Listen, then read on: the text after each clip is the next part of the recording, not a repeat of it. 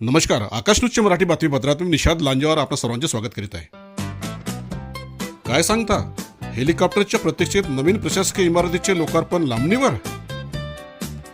आपल्या राज्याच्या सतत जनचर्चेत असलेले महसूल मंत्री नामदार चंद्रशेखर बावनकुळे साहेब म्हणे लाखांदूर येथे येऊन नवीन प्रशासकीय इमारतीचे लोकार्पण करणार होते.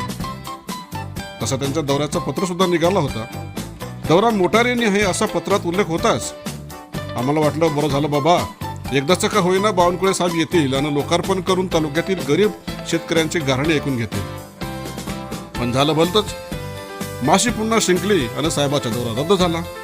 कारण काय तर तालुक्यात हेलिपॅडची व्यवस्था नसल्याने दौरा रद्द.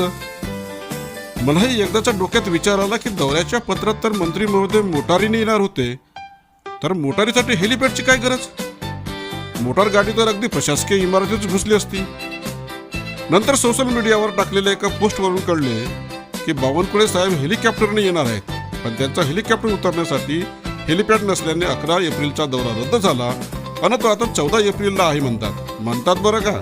ते पण खरं आहे की नाही यावर आता विश्वासच बसत नाही, कारण तारीख पे तारीख सुरू असल्याने काही खरे नाही.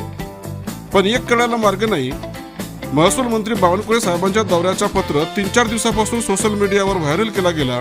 तशी तयारी सुद्धा सुरू झाली. ऐन वेळेवर हेलिपॅड नाही म्हणून दौरा रद्द झाला. हे कारण काय मात्र पटण्यासारखं नाही. निवडणूक प्रचारासाठी रातोरात हेलिपॅड बनवले जाते. येथे तर 3-4 दिवस शिल्लक होते. मनात आणले असते तर हेलिपॅड बनला असता. नाहीतर आमच्या मासळ गावात चक्क विमानच उतरू शकतो एवढा चांगला मुरुमाचा रनवे आहे. तिथून 20 किलोमीटर अंतर मोटारीने कापून लाखांदूर येथे आले असते. पण नाही, बहाणा तो बहाणाच. साहेब इकडे भंडारा जिल्ह्यातील शेतकऱ्यांचे खरीपातील 20 लाख क्विंटलपेक्षा जास्त धान्य लिमिट अभावी पडून आहेत. जानेवारी महिन्यापासून धान केंद्रावरच पडले असल्याने अद्यापही शेतकऱ्यांना पैसे मिळाले नाही. तालुक्यात मोठ्या प्रमाणात मका पिकाचे उत्पादन घेण्यात आले. त्यासाठी फक्त 1 केंद्र मंजूर करण्यात आले. अवकाळीचे नुकसान झाले, त्यात शेतकरी हवालदिल झाले आहेत. आपण लाखांदूर येथे येऊन लोकांचे गाऱ्हाणे ऐकले असते. पालकमंत्री साहेबांना तर अजिबात वेळच नाही. आपण राज्याचे महसूल मंत्री असून आपल्या हातात खूप काही देण्यासारखे आहे म्हणूनच आमची आशा वाढली होती.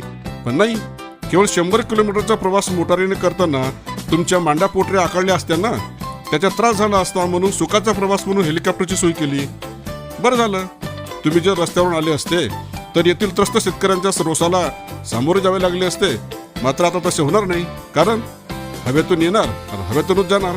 मात्र आता तरी 14 एप्रिलला नक्की या बरं का. ज्या महामानवाने देशाला संविधान दिले त्या डॉक्टर बाबासाहेबांच्या जयंती दिनी तरी लाखांदूरच्या प्रशासकीय इमारतीचे लोकार्पण होत असल्याचे बघताना आम्हाला अभिमान वाटेल बरं का.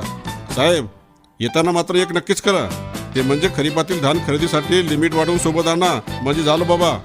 बावनकुळे साहेब, आपण लाखांदूर नगरपंचायतच्या पहिल्या निवडणुकीच्या प्रचारादरम्यान लाखांदूर शहरात भूमिगत वीज पुरवठा करून देऊ असे आश्वासन दिले होते.